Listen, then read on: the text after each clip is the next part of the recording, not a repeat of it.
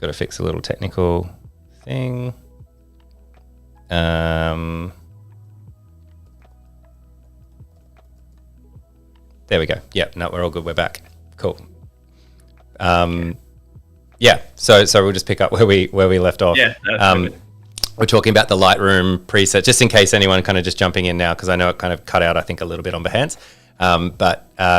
So you've got we're talking about the different Lightroom presets and things like that. And we're just talking about how to create one and how you've got different categories and things depending on kind of what your subject is, like cars or landscape and things like that. Yeah, exactly. Nice.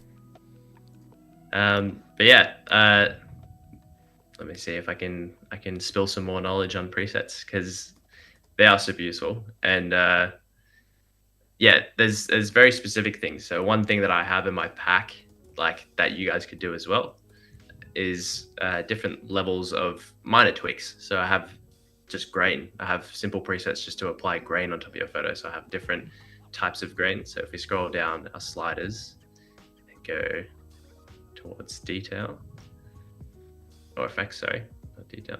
Then we have our grain here. And then there's a little drop down where you can change the size and roughness.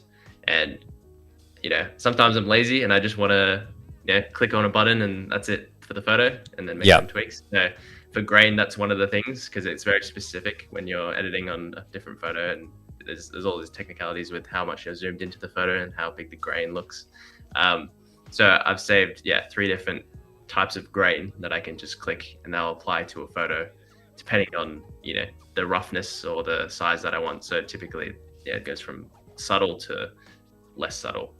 Yeah. Try to zoom in here so you can see. If I apply, switch photo. Oops. There you go. So you can see it's a lot more grainy there. Yeah. Compared to if I was to go on grain 1, which is a little more subtle. So you can save minor things like that, which just means it doesn't have to be like a whole look. If you just wanted to tweak, the tone curve, or even just, the exposure levels, or a certain contrasty look that you want, you can just save those settings and that could be it. But yeah. That's cool. And like, I always find it like hard to understand like how a photographer like curates their feed when you can skew things so differently. Like I feel like, if I take photos, I look at my feed and they would all be totally different. It's like, here's a night shot and it's really cool. Here's a shot, I don't know, during the day, and then there's a car. Like, do you think about like stylistically, like something like your Instagram feed or your website, or like a particular series of shoots for a client or something? Or like, do you have to think about that sort of thing, or do you create presets to kind of help you out? Obviously I would say yes. So like when you're going into, let's say you just sat down at your desk and you have all these photos that you need to edit for someone or just for yourself. Yeah, you'd probably think with the first photo, like stylistically, how you're going to approach it. So I think in the beginning, I was a bit different. I was sort of like, I tried to stick to like one look, like very strongly. And I think that was because, I don't know, I feel like a lot of people were obsessed with like strong styles. Like back in the early Instagram days, everyone was like, I need to have like a really strong style. So people can see my photo and be like, that's that guy, sort of thing. Right. But now I feel like it's a bit more diverse. Like I've learned that having different, editing styles and different photos, it's sort of like you're tailoring the look to a specific location or a specific aesthetic, rather than just trying to force a look on everything. So I feel like that's probably a better way to approach it. And then obviously it lets you be more creatively free when you're editing your stuff. So so I'd either do that with presets. I'm lucky enough that I've, edited for so long that I have all these presets that I've saved over the years. But obviously if you edit the first photo and you really like that look, then save that as a preset so you can use that for the rest of, the photos, or even just for a similar shoot that you do in the future. So this one's a bit more grungy, city, a bit greeny looking. So if I go to another city that's a little bit dystopian, then I'd love to use this preset on that one because I already know that it works in that sort of setting. So does that answer your question? Yeah, definitely. Yeah, for sure. I think it's also really interesting, like talking about like the history, like the impact of like Instagram and how it's changed, Yeah. and I think now it's all short form content, right? Like it's got to move Yeah. if you want the algorithm to pick it up most of the time. And it was basically square. It was like landscape and square. Like it's changed quite a lot in such a short amount of time. And it is interesting to think about like what you were saying about like people kind of used to want to own a style. Like, oh, okay, it's all super cool blues, everything's super sharp. There's no grain, like that kind of thing. And then there's like, no, I'll be the grainy guy because there's a gap. Yeah. So it's interesting hearing you talk about that, like kind of expanding out and being a bit more experimental, like being able to kind of do each depending on the subject matter and what you're going for, like artistically. Yeah, no, 100%. Yeah. And it's also, due to the fact there's so much knowledge out there now that you can access through Instagram. Right. Like part of the stuff that I do is a lot of educational stuff. So I think a lot of people are taking a lot more information from everywhere now and like, combining that into their own thing, which is great. Yeah. So yeah. Awesome. Did you want me to move on? We could move on to another topic. Let's go into another one. Let's see a car one, because you mentioned the car stuff a little bit, and I want to hear you kind of talk about what that's like. I'm not a car guy, but Instagram thinks that I am. It definitely sends, because I follow a lot of photographers, and photographers love to shoot cars. So I don't know. Tell me a little bit about this, just from a selfish perspective. I want to understand it. Do you have to be a car head to do it, or is it because of the industrial design and the lights and speed, or I don't know? Unpack this for me. I will say myself, I'm not a car head. Okay. I mean, I wish I was more of a car head so I could, have more conversations with people that own cool cars. Right.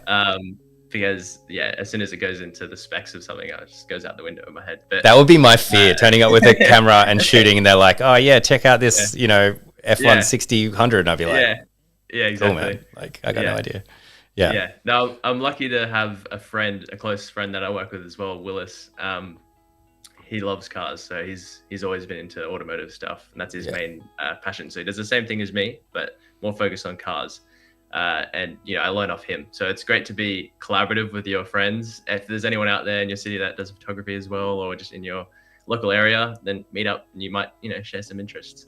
But so I've learned pretty much all my car stuff through Willis, and I've grown sort of more of a love for it, seeing him being so passionate for cars. So and then he really likes Porsches, so it's a bonus for me because I get to go along with him and shoot some Porsches every now and then. So okay, cool. But I think for photographers it'd be like, it's just like I guess if you appreciate cars enough, it's almost like you're looking at like an art piece. So you're photographing something that is already like made to be, like creative and sleek and like an art form itself. So going out and photographing something that looks as nice as a Porsche, like a 911, which is this one in the photo, like it makes it easy to take photos of, and it's satisfying for you to be able to capture something that's so like, I don't know, elegant, if that's the right word. But, I get it. Yeah, I get it. It's interesting. I often think, are they massive car heads, or is it that beauty? Tell me, because you're from Sydney and I'm from Sydney too. Is this shot in the Eastern Distributor Tunnel? I think so. Yeah, I recognize it's one of the tunnels. From the N1 going back. I can't even remember. Yeah, there's a few that it could be. It looks a little bit like it. And how do you get this shot? Are you like leaning out the window or something? Yeah, so this one's probably not 100% safe, but so they're called rolling shots. So it's a slow shutter sort of shot. So you want to have your shutter speed, like 1/8 or 1/20 or something like that. Some people say the speed that you're going is the shutter speed that you set. So like if he was going at 50 kilometers per hour, I do 1/50. But sometimes, if you want more dramatic effects, bring it a bit lower. Right. But so it's exactly what you said. I'm basically leaning out of a window backwards with my camera and taking photo of Costa, who owns this car, and we're on the phone with him saying, "Oh, like move back a little bit or go forward a bit," like trying to maintain the same speed. Don't do this. So he's on the phone driving like this, super legal. You're like leaning out the window. So it obviously helps communicating, because you do need to have the cars going the same speed, otherwise the motion blur effect just doesn't work completely. So as long as the car's going the same speed and you have a slow shutter, and then you just need to take 1,000 shots in order to get that one that's sharp. So when I was culling this, I probably had like, 400 photos of this car that were blurry, and then I found one or two that were sharp. So it's all about just firing away pretty much. But they're very fun to do. Very cool. Cool. Let's check out some more. Yeah, I can go into Lightroom Classic here. Yeah, sure. Let's do it. A bit of a portrait thing, and this is, so the UI obviously looks a little bit different, but we've got pretty much the same stuff. This is pretty much a portrait session that I did in Tokyo in Japan. But I was going to run through maybe how you guys can sharpen your photos, if you want to post this stuff to Instagram. And basically just get the most out of your photos when you're uploading it to the internet. So I'm sorry, just before we move on, we do have a question from chat. Okay. Thanks, Ray. So there was a truck in the background, and Ray's asked, would you remove the distracting lorry? I think I actually have in a previous photo. This is more of like I think before Lightroom had generative remove, which now it does, which is great. I used Photoshop to remove it. And it works pretty well. Like you just see the road sort of going back into distance. Obviously, it's a bit tricky with depth sometimes. So you just have to select the right option to make it look as realistic as possible. But I'd probably say it looks better without the truck, just because it's a little bit distracting, but it's not a huge big deal. That's cool. And just a quick question, just to piggyback off that. Great question from Ray, by the way. If you are removing anything or doing anything in Photoshop, like fixing like little blemishes or something like that, or I don't know, like birds pooped on the car or something, but you got the great shot. Like if you do have to do any of those sorts of edits, do you do it before you do the Lightroom like color balancing and things like that, or do you do it after? Like what comes first? I'd say I'd usually do it after. So I do all my color grading stuff, pretty much all the sliders that you see on the right hand side here. I'll go through all that stuff, or even apply a preset, and then I'll go ahead and be like, all right, what's distracting from the photo still? Like, what do I need to get rid of? And then, because usually, I think at least for me, when I do that, because your photo is already color graded, it will sort of know what colors to replace with, if that makes sense. But I'm sure you can do it both ways. That's just the way that I've always done it. So cool. Great. I love that. All right, let's go on to back to Tokyo. It's a great question. I did notice it subconsciously, but I didn't actually. So that was a great question. Thanks, Ray. That was a good question. So something like this, another photo session that I did, and I wanted to upload these to Instagram. So say a couple of these, they should be. Let me just check the ratio of these. So they're 4:5, which is Instagram's ratio. So obviously when you upload to a carousel, you want to have it, you can have it different ratios, but this is to maximize the screen size for Instagram. So keep it at 4:5. And then if I go ahead into, actually no, before that, I'll go down here. So we can see we'll have sharpening, which is, if I can find it. That's interesting. I'll just follow-up comment in chat. I think the lorry adds a great context to the photo, kind of gives the movement to the story, kind of like a nightlife. It's interesting. Those things might be seen as distracting, or it could add to the composition, right? That's the beauty of it, I guess. It was good because it added a bit of extra backlight into the photo, so I was happy that there was something. You got like a rim light kind of happening. Pretty nice. Cool. So for any photo, so I'll do this for that car photo as well. You have this detail tab in Lightroom Classic or Lightroom, and this goes into sharpening. So you can see there's a little preview here, and this is just to give a little bit of a close-up view into our photo so you can see a bit more what it's doing. So the very first thing, I can just reset this. Let's bring this back. So we have zero sharpening going on. Bring this back as well, actually. All right.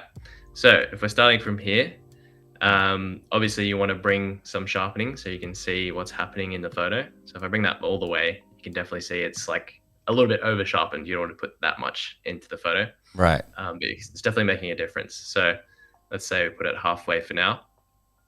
this is the interesting part that a lot of people don't know, which is the masking part. So if we hold Alt on our keyboard and then click on masking, it's going to apply this sort of weird diagram. And if we drag that towards the right, all the white parts of the image is what is going to be affected by the sharpening. And obviously you don't want every part of the image to be sharpened. So this is a great tool, especially for portraits or even cars, or anything like that. Because if we drag that all the way, we can see it's only sharpening sort of the outline of the model and, you know, her facial features, and you can see a bit of the trees and stuff like that in the background. But it's great because that's what you want the people to focus on, or what you want to be sharp, you know, the outside of the subject, rather than, you know, all the little details within. So if we have that pretty much all the way, hold Alt again so you can see, then we can see that it's sort of gone softer in the parts that weren't shown.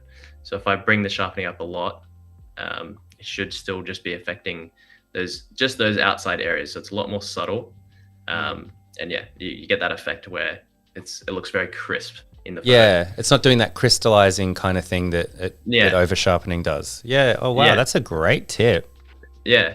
So awesome. I can give a quick example. So if we bring that down, you can obviously see now it's sharpening everything and it looks a bit too, you know, muddled up. So yeah, that's one tip that I learned. That was just through practicing at Lightroom and just knowing every slider. So nice. Yeah, so that's a very useful one. And then if we go even further into that, so let's say we're ready, we're happy to export this to Instagram or airdrop it to our phone to upload. Shortcut for that, Shift Command E, and then we have our exporting settings. And obviously these are like sort of specific to where you want to upload it to or save the file to. And then we have file naming, which is what I usually just keep the same as the photo.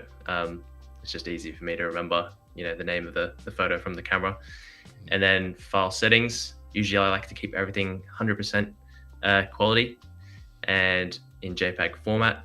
And then the color space I never touch, leave that in sRGB. And then this long number here. And then we have resize to fit.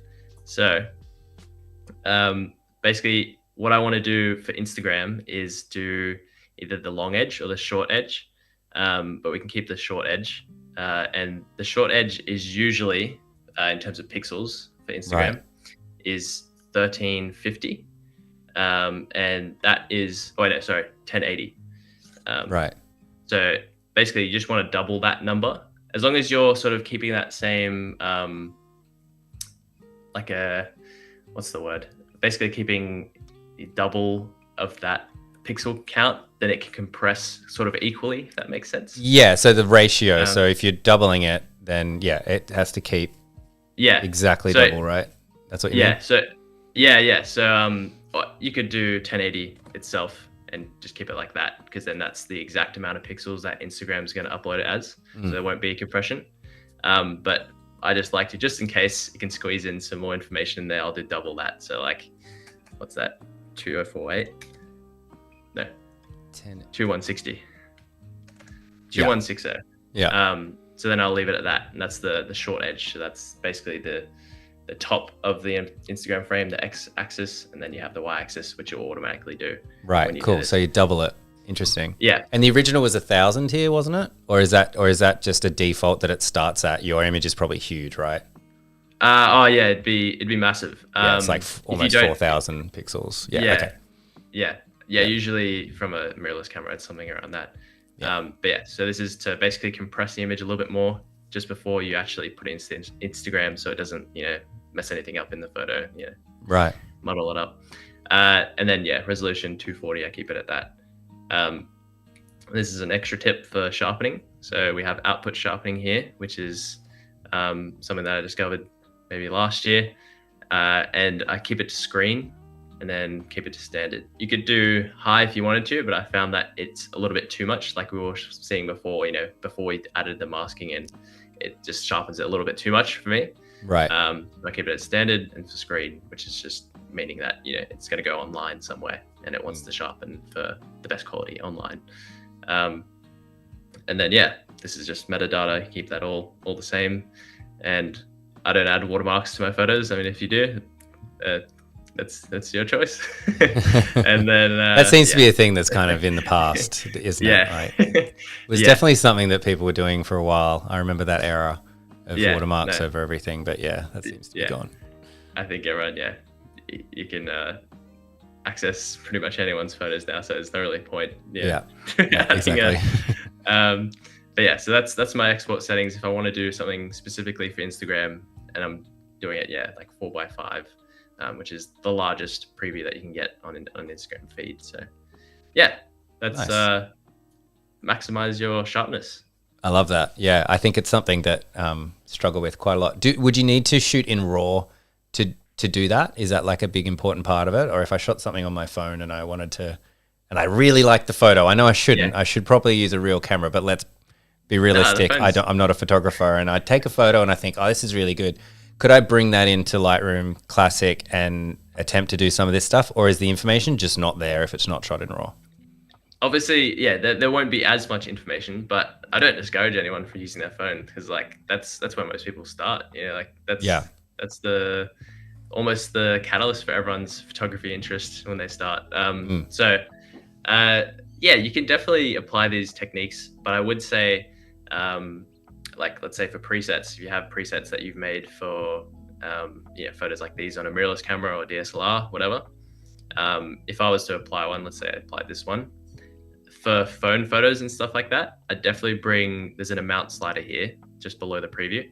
I definitely bring the amount down, just because the phone already is sort of like processed, and sometimes it usually has less data to work with. So it sometimes makes it a bit too punchy when you're adding presets or you're just even tweaking any settings. So they generally have to be more subtle when you're editing phone photos.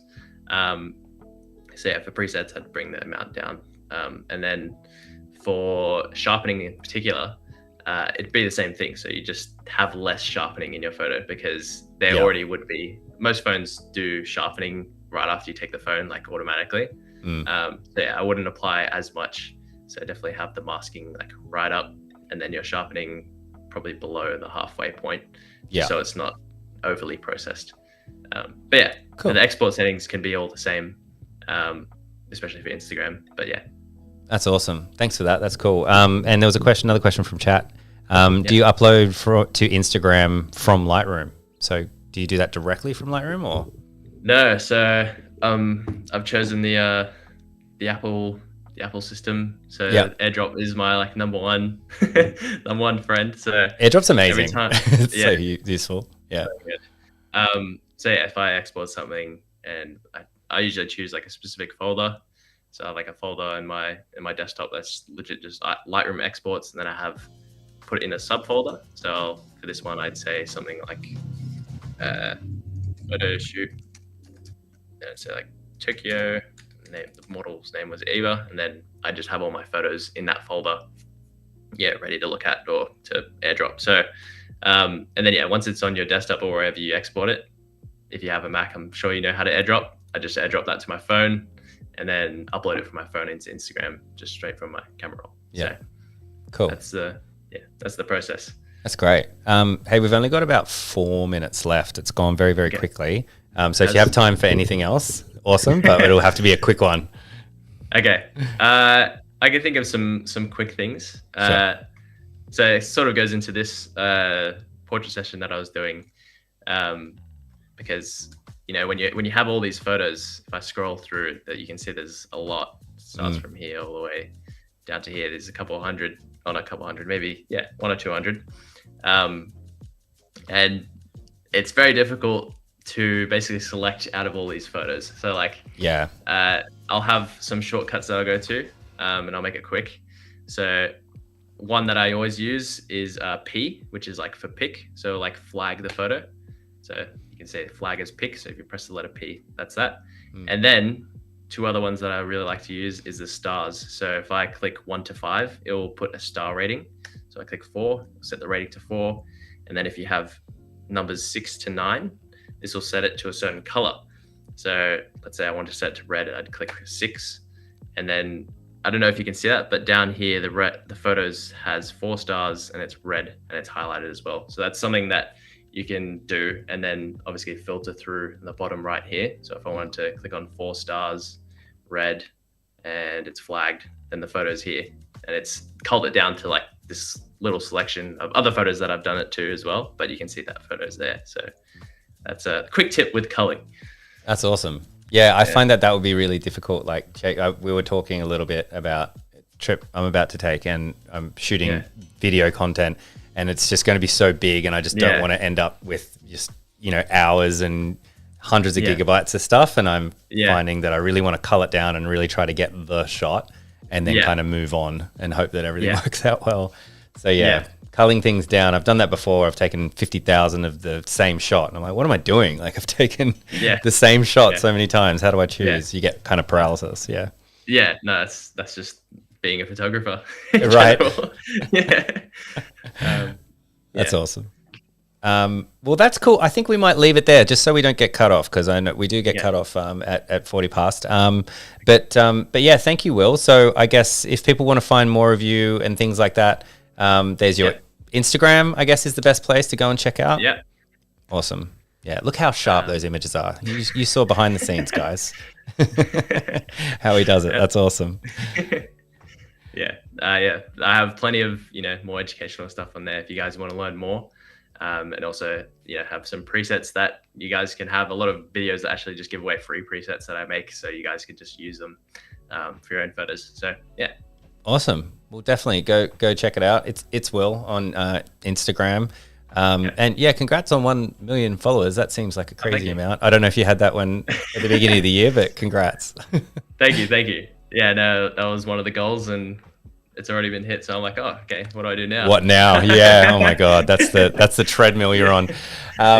Well, yeah, that's awesome. Thanks, Wil. Thank you so much for, sharing some of that behind the scenes stuff and a couple of extra goodies for everyone. Go and check out Adobe MAX. This is our last Adobe Live session that we're doing. Go and check out Wil's session. I'm sure Johanna shared it in chat there, so you can go and check that out. Register for MAX. Have a great MAX, everybody. I'll see you at the other end of it. That's it. We're out. We're done. Thank you, Wil. Right. Oh, thank you. Pleasure. Thank you, everyone, for attending. And we'll see you next time. And we'll see you all next time on Adobe Live. See you later. See ya. Bye.